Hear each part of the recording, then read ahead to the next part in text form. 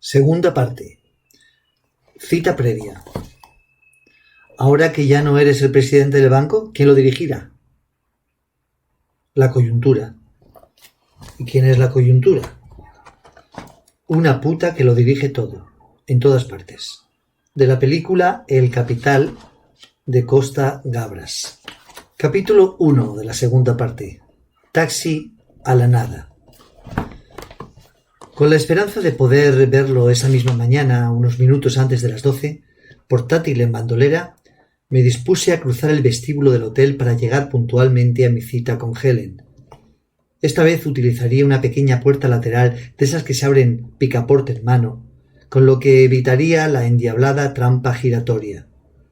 No quería repetir el numerito circense ante quienes a esa hora se agolpaban frente al mostrador del vestíbulo, donde un par de entregadas recepcionistas organizaban la despedida de los primeros congresistas. Entre ellos estarían algunos a los que no les habría hecho ninguna gracia que el Tiscariens de Silvio pudiera amenazarles con quitarles el pan, en su caso untado con mantequilla y caviar. Parecían los gemelos de aquellos otros viajeros que llenaban la primera clase del vuelo que me acababa de traer a Varsovia. Olían igual, vestían igual, hasta murmuraban igual. Un ejército muy educado y gris que hablaba, cada cual en su idioma, por el iPhone pegado a la oreja mientras firmaba el recibo de la liquidación. Había muchos chinos. Desde hace años siempre hay muchos chinos en todas partes y aquello no iba a ser una excepción. Algún congresista había que rompía el molde. Era más joven y dibujaba un perfil de perdedor con encanto. Sería uno de los escasos científicos o investigadores que habían presentado su ponencia, como mi sobrino, los únicos currantes en todo aquel tinglado. No todos los dentistas nadan en la abundancia, doy fe. Tengo amigos explotados por franquicias que cobran menos que yo, ¿querías decir? Los demás eran odontólogos, estomatólogos, protésicos dentales, empresarios de la industria farmacéutica, visitadores médicos, y no importaba el color o la indumentaria, coincidían en la misma planta de sujetos forrados de pasta por los empastes. No les requisaban en recepción la consabida pulserita de los resorts caribeños, aunque estaba claro que se habían pasado unos cuantos días en aquel hotel de lujo por la cara, todo incluido. El congreso duraba 2 días, pero ellos disponían del hotel durante toda la semana, a cambio de asistir a alguna charla que algunos aprovecharían para dar su cabezadita tras la juerga de la noche anterior. Los que habían decidido salir el sábado rubricaban los documentos que les ponían delante con un gesto de elocuente satisfacción. Qué a gusto se firman las facturas que otros pagan por ti. Porque lo curioso de todos estos congresos es que a la mayoría de los asistentes no le cuestan €1. Los gastos corren a cargo de la empresa patrocinadora, cuyos productos, sencillamente, el médico invitado recetará a su paciente cuando llegue el momento. En resumen, al final son nuestras sufridas bocas imperfectas las que terminan financiando estos selectos encuentros profesionales. La materia no se crea ni se destruye, solo se transforma, según demostró el principio de Lavoisier y canta Jorge Drexler. Cada uno da lo que recibe, luego recibe lo que da. Dicho de otra forma, para que nada se pierda, siempre nos toca hacer el primo a los mismos. Antes de abandonar el hall, me entretuve solazándome con un último barrido panorámico sobre aquella estampa de Babel profiláctico. El paneo se interrumpió ante la presencia de un individuo impecablemente vestido, coronado por una reluciente calva.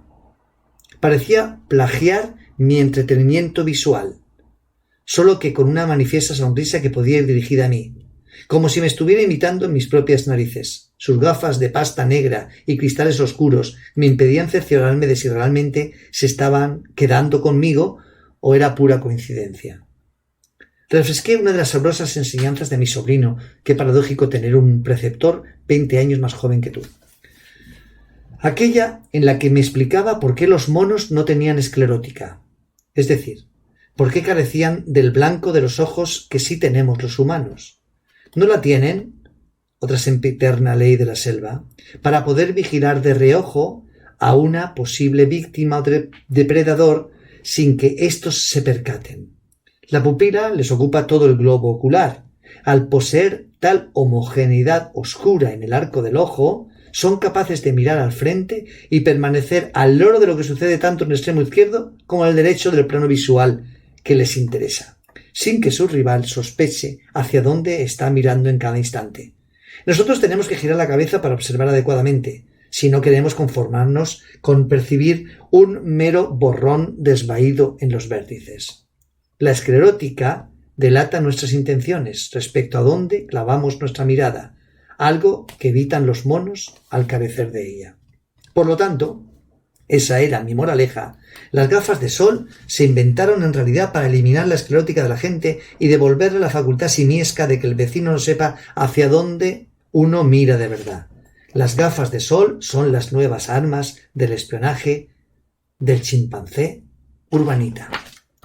Súbitamente, aquel mono con traje de diseño y sin esclerótica que revelara sus siniestras intenciones dejó de sonreír y su expresión se tornó todo menos amistosa. Aunque su parapeto antirreflectante no me permitía asegurarme de que aquella mirada tuviera que ver conmigo, mi intuición de candidato a presa fácil me aconsejó que me esfumara de allí, por lo que pudiera pasar. Un muchacho que combinaba una rigurosa librea con el piercing en la ceja coordinaba el servicio de taxis que escoltaba la salida del Bristol y cargaba mecánicamente clientes con dirección al aeropuerto.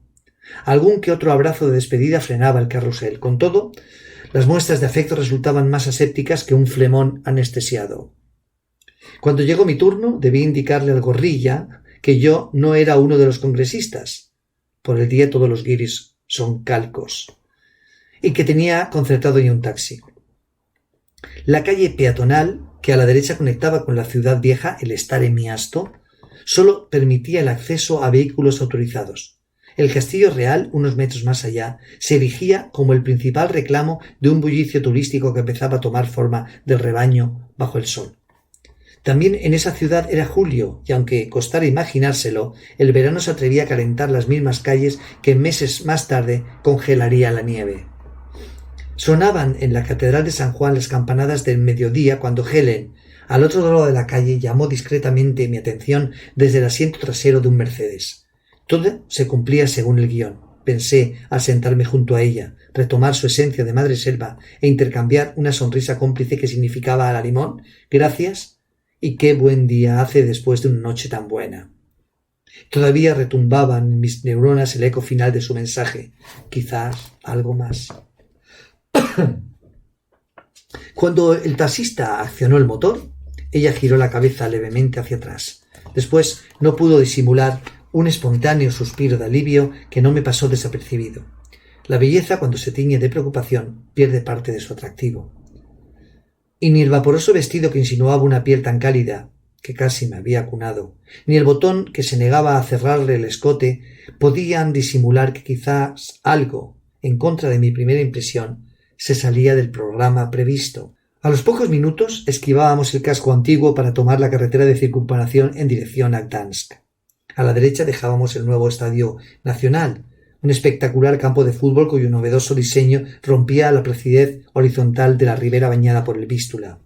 A la izquierda se exhibía por todas las esquinas del skyline varsoviano el embarazoso regalo que Stalin legó en su día a la ciudad, el escalonado Palacio de Cultura, con sus 4 alturas, imagen controvertida de un pueblo que pelea por rescatar la identidad que sus países vecinos tradicionalmente han machacado. Contuve el silencio durante un tiempo razonable, empapándome de la luz que patinaba en un paisaje recortado por las habituales vallas publicitarias. Como uno intenta sacarle partido a todo, las aproveché como folleto informativo gratuito de una ciudad que no me había dado tiempo a visitar. Así, en pocos minutos me enteré de que estaba entre gente vitalista a la que le gustaba mucho beber, cerveza y vodka principalmente, y comer embutidos, salchichas, pan, cerdo. Gente que había sucumbido, como todo Kiski, a la colorista apuesta macrobiótica y hortera de McDonald's y el Burger King, y que no tenía reparos en desnudar contradicciones, ofertando las excelencias de sabrosos condones afrutados al lado de imágenes que invitaban al recogimiento y la oración en tal o cual enclave religioso. A este respecto, sin poder olvidar que me encontraba en uno de los baluartes del catolicismo europeo, me resultó hasta simpático que el cartel más repetido de aquel muestrario publicitario se refiriera a una entidad financiera polaca que llevaba por nombre Banco Pekao. Por fin un banco tiene el nombre que se merece, pensé. Desconocía si el trayecto iba a ser largo, pero tenía muy claro que aprovecharía la menor ocasión para sonsacarle a Helen la mayor información posible antes de encontrarme con Silvio. Mi sed de noticias no era curiosidad, era pura necesidad. Transitábamos por la autovía que descongestionaba la ciudad entre vehículos de alta gama, tráilers y camiones que cruzaban el país, y algún que otro utilitario más renacuajo de lo normal, conocido popularmente como el Maluk pequeñín en polaco, pariente de nuestro Seat 600. Esta vez fui yo quien descubrió, al volver la mirada hacia atrás, el motivo por el que Helen parecía tan alerta. A una distancia prudencial, un vehículo todoterreno mantenía nuestro itinerario descaradamente. De sus dos ocupantes distinguí de copiloto el elegante gorila calvo del vestíbulo del Bristol, aquel que transformó su mofa inicial en un semblante amenazador que, no importaban los metros que nos separaban, conservaba en la distancia tras las inseparables gafas oscuras, como si ambas fueran parte intrínseca de su máscara laboral. Leí también en la cara de Helen, que acababa de leer en la mía, la sorpresa por la repentina aparición de tan intimidatorios enemigos, vecinos. Giró la cabeza, ya sin miramientos, aceptó la presencia de nuestros rastreadores y entornó los ojos, entre la resignación y el fastidio, desvelándome así el significado de aquel primer suspiro de bienvenida cuando entré en el coche y la desazón aleteaba ya en su mirada. Había llegado el momento de que empezara a soltar lastre, no me importaba ponerme pesado. ¿Qué está pasando aquí, Helen? ¿O me dices algo? O bajo y se lo pregunto a ellos. Esta vez no hizo falta que le tirara más de la lengua. Teníamos demasiados kilómetros por delante y por detrás el parachoques incondicional del dúo impasible a los que la discreción, por lo visto, les traía sin cuidado. Silvio es un peligro. Eso ya lo sé, por eso estoy aquí. Y por eso tú también en peligro, replicó sin amagar el reparo. Tragué saliva.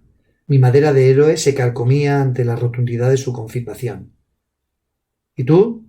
Pregunté por aquello de ir cerrando el círculo. Depende. ¿De qué? De tocar narices. Imaginé que no tardaría en comprender el significado real de tan castizo modismo en boca anglosajona. Silvio tocaba narices y casi muerto. ¿Casi muerto? Mi réplica filtraba una angustia que enseguida Helen se puso a atajar. Tranquilo, lo peor pasó. Por ahora. ¿Y la policía? ¿Por qué no se pone todo esto en manos de la policía? No interesa denuncia a nadie. Interesa solucionar el problema, evitar escándalo. Silvio tiene que entender. ¿Qué tiene que entender? Se detuvo para escoger la palabra más precisa dentro de los límites de su vocabulario. Como lo debía de tener difícil, atajó con el eco. Entender. Algunos días entendí qué significaba entender para Helen. Desconocía entonces que nuestro destino estaba apenas a una hora de allí. Pero rescató la sensación de que los siguientes 60 minutos transcurrieron con la arrebatada celeridad de cuando uno devora con su lectura la carta más esperada. Con su castellano macarrónico, que me permitió adornar con algunas licencias donde integro lo que no entendía entonces pero intuía, y al mismo tiempo con el rigor científico de quien no necesita depurar el léxico para comunicarse, Helen me fue relatando pausadamente cuanto ella podía o quería contarme. Era, insistía, solo una parte del laberinto en el que había entrado Silvio y, sin pretenderlo, nos había encerrado a todos, y ese fue el prólogo de su narración. Si no me lo había revelado hasta entonces era para asegurarse de que la información que me proporcionara no iba a volverse contra mí. Empezó por confesarme que, de alguna manera, se sentía culpable de los acontecimientos que se habían desencadenado durante la estancia de Silvio en el Congreso, ya que fue ella la que me dio ante el comité de selección de ponencias a fin de que incluyeran al doctor Santos en el programa. Para Helen, desde el primer día en que Hamilton los presentó en el despacho de en Oxford, Silvio se había convertido en un alumno predilecto. el discípulo más brillante que había tenido hasta la fecha, un ser excepcional que añadía al talento científico su calidad humana y su inagotable creatividad. Por ello, siempre que estuvo a su alcance había intentado ayudarlo, ya fuera recomendándolo ante prestigiosos colegas o avalándolo personalmente en los diseños curriculares con los que concurrió ante prestigiosos organismos internacionales que, en la mayoría de los casos, le concederían sustanciosas becas. Hacía un par de meses que Silvio la había llamado inesperadamente para hacerle partícipe de algo ilusionante. El Discariens había superado el momento positivamente su última fase de desarrollo. Había llegado pues el momento de presentar al bebé en sociedad, le anunció. Entonces fue cuando Helen lo retó a que se atreviera a defenderlo en el Congreso Anual de Estomatología, que este año se celebraba en Varsovia, sin duda el marco ideal para dar a conocer un descubrimiento como el suyo. Silvio no se lo pensó dos veces. Por supuesto que aceptaba el reto. Ya no se trataba de apuntar hipótesis o líneas de investigación contra la caries, como había hecho en diferentes foros, entre ellos el de Helsinki, sino de verificar el final de un proceso, una realidad que tan solo demandaba su consolidación en el mercado farmacéutico. Helen no se imaginaba entonces que tanta expectativa conducía directamente a la mismísima boca del lobo. O como retrató, al margen de cualquier metáfora, que unas semanas más tarde se lo encontraría inconsciente, tendido sobre la moqueta de su habitación, con el cráneo bañado en sangre, y que llegaría a pensar que Silvio estaba muerto. La sobresaltaron en mitad de la tarde dos sonidos, secos, rotundos, que provenían de la habitación de Silvio, contigua a la suya. El primero, apenas perceptible, no así el segundo. Algo se desplomaba bruscamente contra el suelo. Luego hubo un largo silencio al que siguió la cadencia de unos pasos que se perdían escaleras abajo. Acudió hacia allí, no sin cierta cautela, y encontró la puerta entreabierta. Tras ella, el cuerpo inerte de Silvio, como un dibujo boca abajo manchado en sangre. Algo así entendí. En un principio se temió lo peor. Después, por la marca que hendía la parte posterior de su cabeza, dedujo que alguien le había propinado un culatazo y que si hubiera tenido intención de hacerlo, lo habría dejado en el sitio. Solo unos centímetros separaban el umbral del aviso del de la muerte. Aquella bestia sabía lo que hacía. Helen llamó a recepción mientras improvisaba una primera cura antes de que lo asistieran las urgencias del hotel. Inmediatamente se personó la médica de guardia con un enfermero. Las heridas en la cabeza suelen ser, puntualizó, muy aparatosas, pero bastaron algunos puntos de sutura y un buen vendaje para que pasara cualquier peligro y Silvio se fuera recuperando razonablemente. Debería hacerme a la idea de que, cuando por fin lo estrechara entre mis brazos, apuntó con algo de sorna, abrazaría a un joven encogido por el pánico y con un exótico tocado de fakir. Luego los acontecimientos se precipitaron aún más. El equipo de detectives del hotel demostró su oficio al acelerar el borrado de la más mínima huella del incidente. En pocos minutos devolvió a la normalidad lo que debía seguir siendo el final de un anodino congreso de estomatólogos. Nada trascendió a la prensa, ni mucho menos a la policía, como si nunca hubiera pasado nada, o a lo sumo, pudiera justificarse como una riña subida de tono entre congresistas rivales. Silvio recuperó pronto la conciencia, pero era incapaz de articular palabra. El golpe le había sobrevenido por la espalda, además del fuerte dolor de cabeza y el asco por el pringue viscoso que le nublaba la vista. Se encontraba tan aturdido como angustiado, incapaz de asimilar la escalada de percances que había padecido desde el momento en que puso un pie en aquel maldito congreso. Helen lo tranquilizó. Era vital escapar de allí cuanto antes. Unos colegas, amigos suyos, profesores de la Universidad de Cracovia, le cedían desde hacía unos años una pequeña casa familiar junto a Leonsin, aldea cercana pegada al Parque Nacional de Kampinoski. Solía pasar en ella sus últimos días de vacaciones y ahora podía convertirse en un lugar perfecto para esconder a Silvio mientras sanaban las heridas y se calmaban los ánimos. Silvio asentía envuelto en la niebla, sin quitarle ojo a su mano derecha, que parecía agarrar un móvil invisible. El mismo que le había atizado por detrás se lo había arrancado. De repente, con una voz quebrada, pronunció una sola palabra: Glenda. El nombre parecía aliviarle el dolor. ¿Glenda?, repetí extrañado. ¿Silvio no ha hablado todavía de Glenda?, me preguntó aún más extrañada que yo. No. Había merecido la pena esperar aquella primera sonrisa de Helen, teñida de picardía. Después miró hacia atrás para confirmar que el todoterreno seguía ahí, al rebufo de la gravilla que iba levantando el paso de nuestro taxi. Pronto Silvia hablará de Glenda. En ese instante descarriló en mi pensamiento un pequeño tren. En el primer vagón viajaba una malhumorada Eva, insistiéndome en que Silvio estaba caput. En el segundo, su exnovio me llamaba por el móvil, bajo la penumbra de un somier sin cobertura. Creí conveniente informar entonces a Helen de las circunstancias en que su exalumno se había puesto en contacto conmigo. Le referí el sorprendente motivo de su llamada, recordándome un pacto literario que aprovechó para contarme como si nada, que habían estado a punto de matarlo. O quizás solo querer asustar, 3 veces en menos de 2 días, apostilló. Yo solo sé en la última. 3 veces. Alcé la voz hasta hacer temblar los tímpanos de nuestro atento conductor. Y la culpa la tiene ese Discariens, ¿me equivoco? No equivoca, insistió en su gramaticalidad. Si Silvio no firma, sí. ¿Qué tiene que firmar, Helen? Prefirió aplazar la respuesta. Tendría tiempo para insistir en el tema a solas. Ahora solo le preocupaba más algo. Si no perdíamos de vista a los sabuesos que parecían hipnotizados por el culo de nuestro taxi, estaba claro que pronto el paradero de Silvio dejaría de ser desconocido. Helen sacó un bloc de notas de su bolso y estuvo garabateando sobre él durante algunos minutos. Esperó el momento en que nos acercamos a la primera estación de servicio y ordenó al taxista que se detuviera. De la carretera comarcal por la que circulábamos nacían numerosos vericuetos transversales que se adentraban en el bosque. Los indeseables compañeros de viaje pararon inmediatamente junto al arcén, a unos 50 metros de donde lo habíamos hecho nosotros.